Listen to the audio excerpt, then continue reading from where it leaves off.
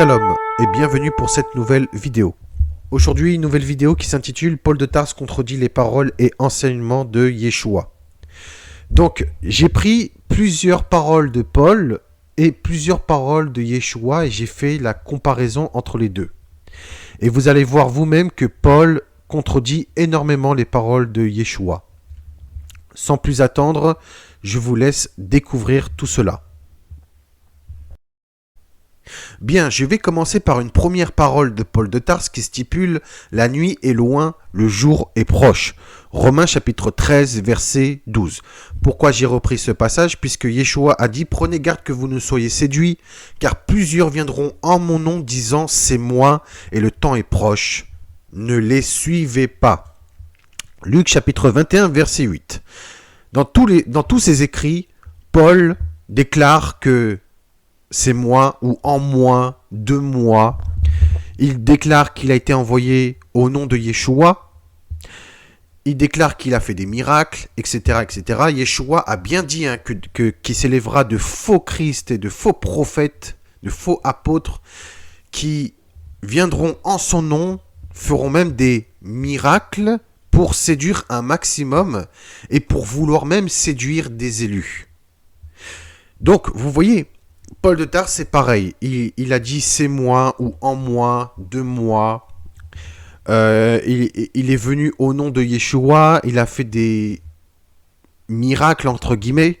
Donc, vous voyez, Yeshua nous a bien prévenu qu'il y aura des faux prophètes, des faux Christ, et qu'il ne faut pas les suivre. Bien, ensuite, Paul déclare « car à cette fin, le Christ est mort et a vécu encore une fois ». Afin qu'il soit Seigneur à la fois des morts et des vivants. Romains chapitre 14, verset 9. Or, Yeshua a dit, « Or, Dieu n'est pas le Dieu des morts, mais des vivants. Car pour lui, tous sont vivants. » Luc chapitre 20, verset 38. C'est-à-dire que Yeshua avait dit, « Dieu est le Dieu d'Abraham, d'Isaac et de Jacob. » Donc le Dieu des vivants. S'il aurait été le Dieu des morts, on aurait dit « il était le Dieu d'Abraham, d'Isaac et de Jacob ». Or, là, dans le texte, c'est écrit « je suis le Dieu d'Abraham, d'Isaac et de Jacob » lorsque l'Éternel a dit à Moïse. Voilà, il est le Dieu d'Abraham, d'Isaac et de Jacob. Donc, il n'est pas le Dieu des morts, mais le Dieu des vivants, car pour lui, tous sont vivants. Donc, voilà, ce qui prouve que Paul est en contradiction avec les enseignements de Yeshua. Ensuite, Paul a déclaré « Car nous recherchons ce qui est bien non seulement devant le Seigneur, mais aussi devant les hommes. » De Corinthiens chapitre 8, verset 21. « Mais aussi, ne rendez à personne le mal par le mal, recherchez ce qui est bien devant tous les hommes. » Romains chapitre 12, verset 17. Et aussi, « Celui qui sert ainsi Christ est acceptable pour Dieu et approuvé par les hommes. » Romains chapitre 14, verset 18. Et enfin, « Tout comme j'essaie de plaire à tous les hommes dans tout ce que je fais, non pas à mon propre avantage, mais celle de beaucoup, afin qu'ils soient sauvés. » 1 Corinthiens chapitre 10, verset 33. Or, Yeshua a dit, vous cherchez à paraître juste devant les hommes, mais Dieu connaît vos cœurs. Car ce qui est élevé parmi les hommes est une abomination devant Dieu. Luc chapitre 16, verset 15, mais aussi, malheur lorsque tous les hommes diront du bien de vous, car c'est ainsi qu'agissait leur père à l'égard des faux prophètes. Luc chapitre 6, verset 26. Donc, Paul recherche la gloire auprès des hommes, puisqu'il a dit que il recherche ce qui est bien devant les hommes, et il a dit qu'il essaie de plaire à tous les hommes. Or, Yeshua, il a dit que ce qui est élevé parmi les hommes est une abomination devant Dieu, et que malheur lorsque tous les hommes diront du bien de vous. Malheureusement, des milliards de chrétiens disent du bien sur Paul de Tarse, alors que Paul était un assassin, Paul était un menteur, etc. Donc voilà, c'est ainsi qu'agissait leur père à l'égard des faux prophètes. Donc on voit bien que Paul est un faux prophète puisqu'il est bien accueilli de tous. Très peu de personnes connaissent la vérité sur Paul. Voilà, donc à vous de vous poser les bonnes questions. Ensuite, Paul a déclaré, par votre confiance que j'ai dans le Christ Yeshua, notre Seigneur, je meurs chaque jour. 1 Corinthiens chapitre 15, verset 31. Or, Yeshua a dit, et quiconque vit et croit en moi ne mourra jamais. Crois-tu cela ? Il est écrit dans Jean chapitre 11, verset 26. Paul déclare à plusieurs reprises que nous sommes vivants, ressuscités dans le Christ, que le péché n'habite plus en nous, etc., etc., etc. Pourtant, il dit bien qu'il meurt chaque jour. Donc, lui-même est en totale contradiction avec les paroles de Yeshua, mais aussi avec ses propres paroles. De même qu'il a stipulé, pour moi, étant autrefois sans loi, je vivais, mais quand le commandement vint, le péché reprit vie, et moi je mourus. Ainsi, le commandement qui conduit à la vie se trouva pour moi conduire à la mort. Il est écrit dans Romains chapitre 7, versets 9 à 10. Donc là, encore une fois, il déclare qu'il meurt. Tandis que Yeshua a dit, « Pourquoi m'appelles-tu bon ? Un seul est le bon, donc l'Éternel. Si tu veux entrer dans la vie, observe les commandements. » Donc dans la vie éternelle. Matthieu chapitre 19, verset 17. Or, Paul, il a dit qu'il meurt chaque jour et que lorsque le commandement vint, il meurt. Ainsi, le commandement qui conduit à la vie se trouva pour lui conduire à la mort. Donc, si le commandement qui conduit à la vie, en principe, si lui-même, le commandement conduit à la vie, il ira vers la vie. Alors que non, là, c'est le sens contraire, ça lui mène vers la mort. Donc, posez-vous les bonnes questions. Or, Yeshua, il a bien dit, si tu veux entrer dans la vie éternelle, observe les commandements. Donc, Yeshua lui-même a dit que observer les commandements permet d'avoir accès au royaume des cieux. Or, Paul, il a dit que le commandement lui conduit à la mort. C'est vraiment étrange, vraiment étrange. Là, nous allons voir un autre passage que Paul est vraiment en totale contradiction avec les paroles de Yeshua, puisqu'il déclare « Quand vous auriez 10 000 maîtres en Christ, vous n'avez cependant pas plusieurs pères, puisque c'est moi seul qui vous ai engendré en Jésus-Christ par l'Évangile. » 1 Corinthiens chapitre 4, verset 15. De même qu'il a déclaré « Je te prie pour mon enfant que j'ai engendré étant dans les chaînes, Onésime. » Onésime ou Onésime, je ne sais pas comment ça se prononce. C'est écrit dans Philémon chapitre 1, verset 10. Là, nous voyons que Paul déclare qu'il y a 10 000 maîtres en Christ et qu'il n'y a pas plusieurs pères puisque c'est lui seul qui est le père des croyants qu'il a engendrés en Jésus-Christ par l'Évangile. Donc, il se prend pour le père. Or, Yeshua a bien dit « Et n'appelez personne sur la terre votre père, car un seul est votre père, celui qui est dans les cieux. » De même qu'il a dit « Ne vous faites pas appeler directeur ou dirigeant, car un seul est votre directeur ou dirigeant, c'est le Christ. » Donc, Yeshua lui-même. Matthieu chapitre 23, versets 9 à 10. Même Yeshua, il a dit « Ne vous faites pas appeler Rabbi, car un seul est votre maître. » À cause des paroles de Paul de Tarse, maintenant nous voyons dans l'Église que les prêtres se font appeler mon Père, mon Seigneur, que les pasteurs se font appeler maître. Voilà, donc Paul est en grande partie responsable des péchés que commettent l'Église, puisque on doit appeler personne Père, mon Père, on ne doit pas appeler personne mon Maître, mon Pasteur. Voilà, nous n'avons qu'un seul pasteur, c'est l'Éternel. Nous n'avons qu'un seul maître, c'est l'Éternel. Nous n'avons qu'un seul père, c'est l'Éternel. Ce que Yeshua a bien dit. Si Paul de Tarse aurait été disciple de Yeshua, il aurait obéi à ses paroles, mais puisque lui-même, il se considère comme le père des chrétiens que lui seul a engendré en Jésus-Christ. Alors que Yeshua a dit qu'il n'y a qu'un seul Père qui nous a créés, c'est l'Éternel aux cieux. Vous voyez ? Ensuite, Paul déclare « Car le Christ est la fin de la loi, afin que quiconque a la foi soit justifié. » Romains chapitre 10, verset 4. Ou alors, il y a ainsi abolition d'une ordonnance antérieure à cause de son impuissance et de son inutilité.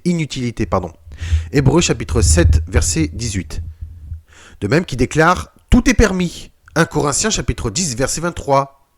Mais aussi « Tout m'est permis ». 1 Corinthiens chapitre 6, verset 12. Alors là, il déclare que le Christ est la fin de la loi, qu'il a aboli la loi, que tout est permis et que tout lui est permis, puisqu'il a dit « Tout m'est permis ». S'il aurait connu le Christ, il aurait connu la parole suivante qui est « Ne croyez pas que je suis venu pour abolir la loi ou les prophètes, je suis venu non pour abolir, mais pour accomplir.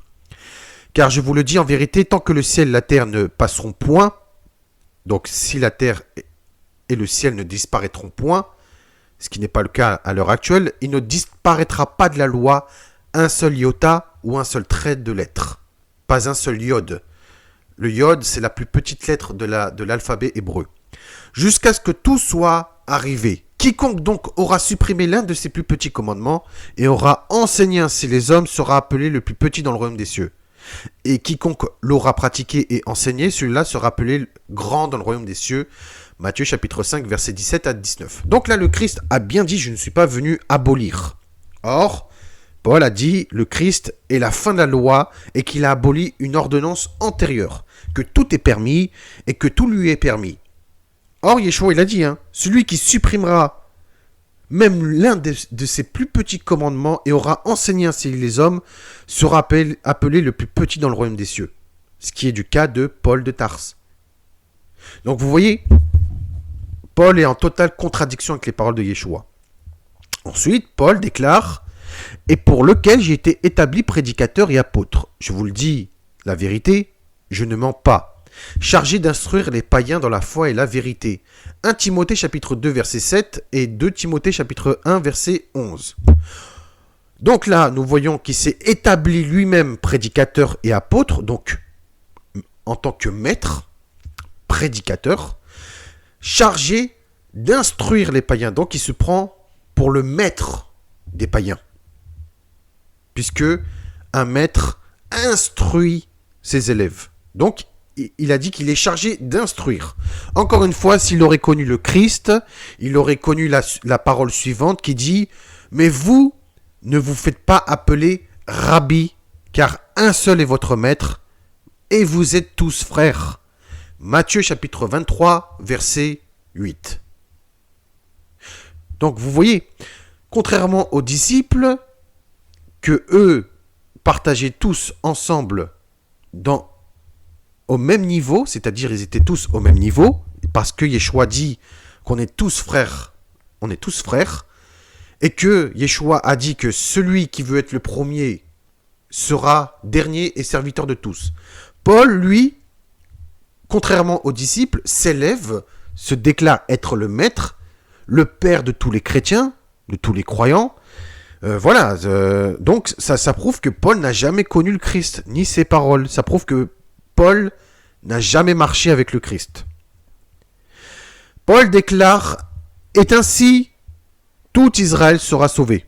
Selon ce qui est écrit, le libérateur viendra de Sion et il détournera de Jacob les impiétés. » Romains chapitre 11, verset 26.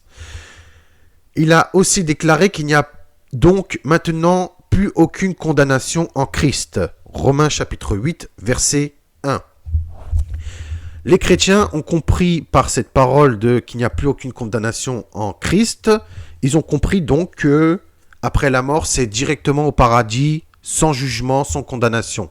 Et que tous les milliards de chrétiens iront au paradis. Sauf que Yeshua a bien précisé qu'il n'y aura que très peu d'élus. Et oui, puisque Yeshua a dit « Entrez par la porte étroite, car large est la porte, spacieux est le chemin qui mène à la perdition. » Il y en a beaucoup qui entrent par là, mais étroite est la porte, resserré le chemin qui mène à la vie.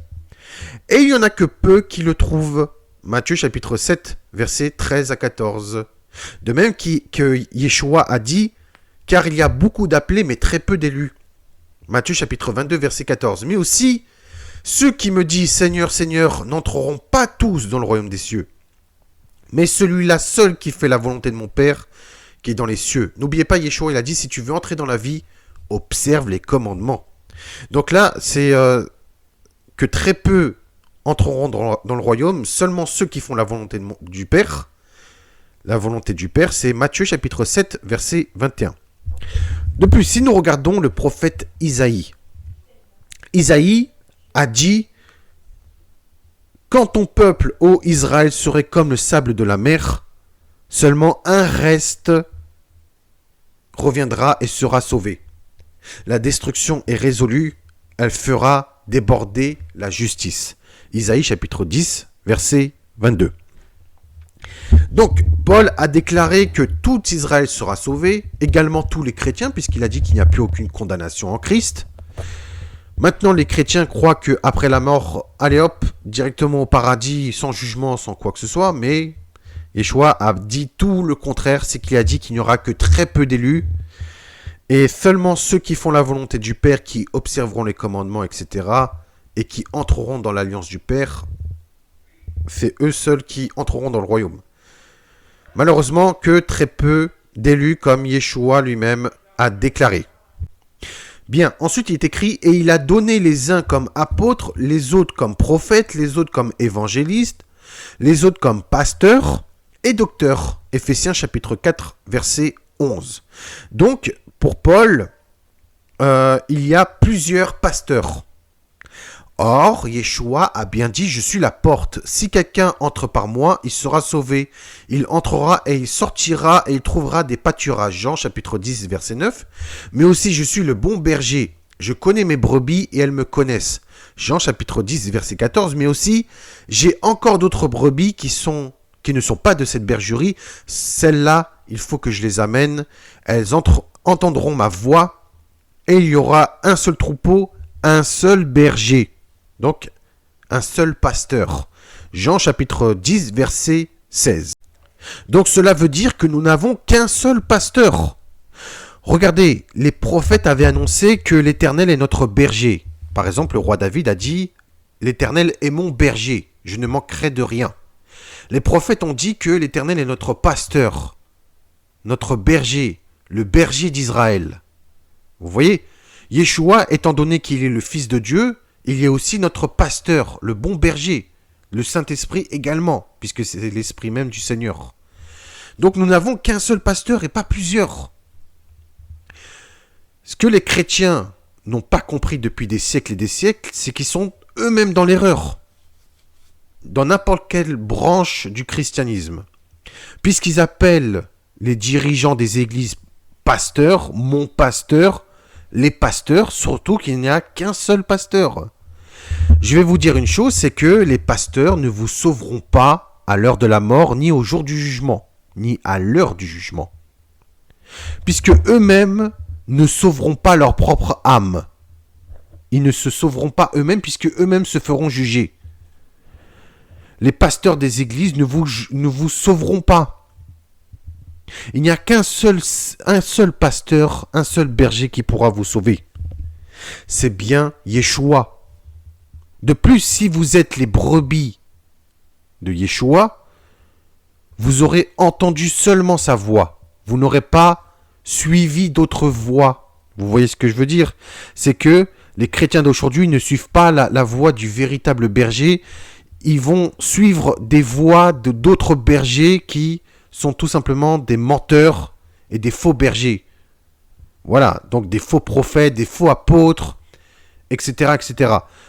Si vous êtes vraiment les vrais brebis de Yeshua, vous aurez reconnu sa voix et vous l'aurez suivi. Voilà, donc, mais sauf que Yeshua a dit qu'il y a des voleurs qui viennent et qui égorgent les brebis. Donc des faux pasteurs, des faux prophètes, etc.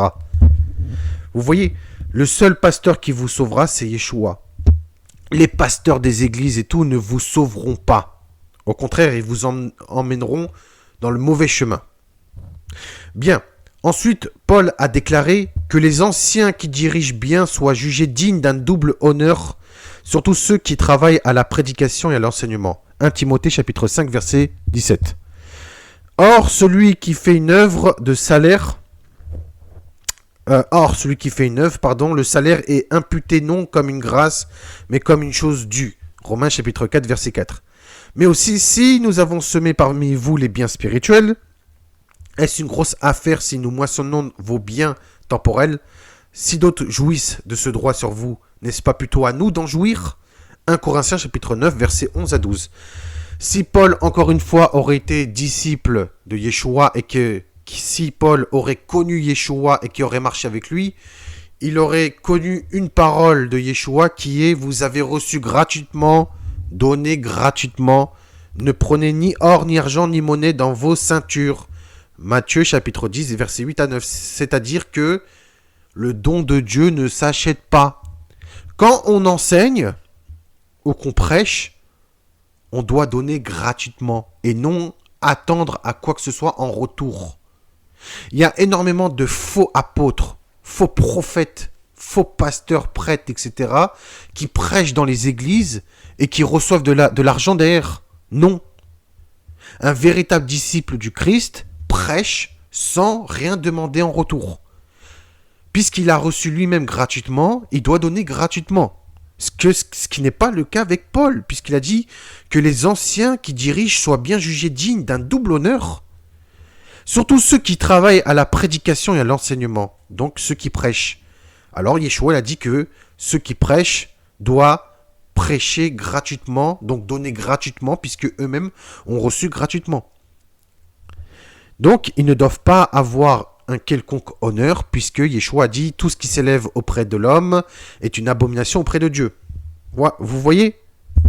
Ensuite, Paul a déclaré « Ainsi donc, cela ne dépend donc pas de la volonté ou de l'effort de l'homme, mais de Dieu qui fait miséricorde. » Romains chapitre 9, verset 16. Donc, pour Paul, ça ne dépend pas de la volonté ou de l'effort de l'homme, mais uniquement de la miséricorde de Dieu. Donc, pour lui, tout le monde peut avoir accès au royaume, quoi. Or, Yeshua a dit « Ceux qui me disent Seigneur, Seigneur, n'entreront pas tous dans le royaume des cieux, mais celui-là seul qui fait la volonté de mon Père qui est dans les cieux. » Matthieu chapitre 7, verset 21. Ce qui veut dire que c'est à nous aussi de faire l'effort. C'est à nous de faire l'effort pour mériter une place dans le royaume des cieux. Paul promet un royaume sans effort, qui ne dépend pas de nous, et que c'est uniquement selon la miséricorde de Dieu. Sauf que non, c'est à nous de travailler sur nous-mêmes, c'est à nous de faire le bien, de faire de bonnes œuvres, c'est à nous de faire des efforts. Voilà. C'est comme les chrétiens qui disent que ça y est, Christ s'est sacrifié pour nous, nous sommes justifiés, ça y est, nous n'avons plus rien à fournir, hop, c'est bon, on ira directement au paradis. Sauf que quand ils iront en enfer, là, ils comprendront que c'était à eux aussi de faire des efforts. Voilà. C'est dans ces cas-là, eux-mêmes ne remuent pas le petit doigt. Voilà, c'est... Et ensuite, pour finir cette vidéo, Paul a dit « Ainsi il, donc l'Éternel, fait miséricorde à qui il veut, et il endurcit qui il veut. » Romains chapitre 9, verset 18. Bizarrement, quand j'ai lu ça, je me suis dit « Ça me fait rappeler quelque chose. » Eh bien oui, dans le Coran. Puisque dans le Coran, on a la même chose que Paul. Allah guide qui il veut et égare qui il veut. Sourate 6, verset 39, Sourate 13, verset 27, Sourate 35, verset 8 et Sourate 74, verset 31. En plus, lui qui a prêché en Arabie, voilà. Paul a dit, il fait miséricorde à qui il veut et il endurcit qui il veut. Exactement pareil dans le Coran. En plus, dans le Coran, c'est bien écrit que Allah endurcit le cœur des mécréants. Il fait miséricorde à qui il veut, il endurcit qui il veut, ou qui égare qui il veut. Vous voyez ? Or, Yeshua a bien dit « Heureux les miséricordieux, car ils obtiendront miséricorde. » Matthieu chapitre 5, verset 7. Mais aussi, afin que vous soyez fils de votre Père qui est dans les cieux, car il a fait lever son soleil sur les méchants et sur les bons, et il a fait pleuvoir sur les justes comme sur les injustes. Matthieu chapitre 5, verset 45. Donc Yeshua a bien voulu faire comprendre que Dieu est juste envers les bons comme envers les méchants. Et que Yeshua a bien fait montrer que Dieu n'endurcis pas les cœurs des autres. Puisque Dieu nous a donné le libre arbitre de choisir entre le bien et le mal, bien évidemment, on devra répondre de nos actes. Dieu laisse le choix, que c'est à nous de choisir entre le bien et le mal, mais voilà. Comme Yeshua l'a dit, que chacun aura le salaire de ses œuvres. Ceux qui ont fait le bien iront dans la vie éternelle, ceux qui ont fait le mal iront dans la damnation éternelle. Voilà. Mais Dieu n'est pas le responsable des durcissements du cœur de l'homme. Donc voilà. Aussi, Dieu n'est pas aussi responsable des fautes de l'homme. Voilà. Dieu n'est pas responsable de ce que l'homme fait. Hein. De même que Dieu n'est pas responsable de l'endurcissement du cœur de l'homme. Hein. Yeshua l'a bien dit, hein, que le Père est miséricordieux, que le Père fait lever son soleil sur les méchants comme sur les bons, et il fait pleuvoir sur les justes comme sur les injustes. Donc nous voyons que Dieu n'est pas un Dieu injuste, mais un Dieu juste et bon. Voilà. Bien, c'est la fin de cette vidéo. J'espère que cette vidéo vous aurait plu. Et j'espère que cette vidéo vous permet en même temps de voir un peu plus clair sur Paul de Tarse et de vous faire montrer aussi que nous n'avons qu'un seul berger et un seul pasteur qui vous mène à la vie éternelle. C'est bien Yeshua. Yeshua est la porte qui mène à la vie éternelle. Il est le chemin, la vérité, la vie. C'est lui seul qui mène vers le Père. Donc, si vous devez aller vers un seul berger, c'est vers Yeshua. Paul ne vous mènera pas à la vie éternelle. Vous savez très bien où il va vous emmener. Tandis que Yeshua, lui, est votre seule assurance de la vie éternelle. Bien, shalom uvracha à tous et à toutes. Prenez soin de vous, que la vérité vous éclaire et que j'espère que vous aurez de la connaissance et de l'intelligence pour voir la vérité et comprendre la vérité, car Dieu veut la repentance de ses créatures.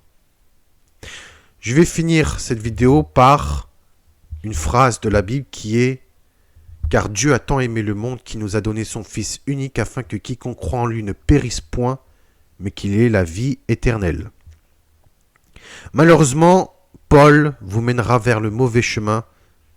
Donc, allez vers celui qui vous mènera vers la vie éternelle qui est tout simplement Yeshua. Shalom, merci.